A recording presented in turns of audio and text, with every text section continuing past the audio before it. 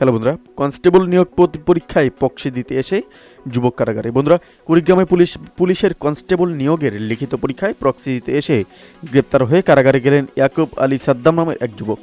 বুধবার দুপুরে এক প্রেস বিজ্ঞপ্তিতে যা তথ্য জানায় কুড়িগ্রাম জেলা পুলিশ। এদিন সকালে তার আটক করা হয়। গ্রেপ্তার ইয়াকুব আলী রংপুর থানার পীরগঞ্জ উপজেলার গুরজিপাড়া গ্রামের বাসিন্দা। পুলিশ জানায় যে বুধবার পুলিশটির ট্রেনটি এবং ট্রেইনি রিক্রুট কনস্টেবল পদে নিয়োগের লিখিত পরীক্ষা অনুষ্ঠিত হয়। পুলিশের কয়েক স্তরের নিরাপত্তা তদারকির মাধ্যমে নিশ্চিত করা হয় পরীক্ষার সুষ্ঠু পরিবেশ। এরই মধ্যে মূল প্রার্থীর জায়গায় প্রক্সি দেওয়ার সময় ইয়াকুবে আটক করে কুড়িগ্রাম জেলা টিআরসি নিয়োগ বোর্ডের সদস্যরা।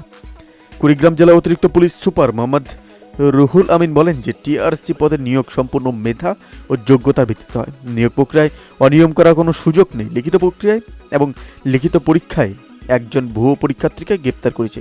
এর সঙ্গে আরও কেউ জড়িত আছে কিনা সে বিষয়ে তদন্ত চলছে। অবশ্যই বন্ধুরা, এই আপডেট সম্পর্কে আপনার কি মতামত আমাদের কমেন্ট বক্সে জানাতে বলবেন না।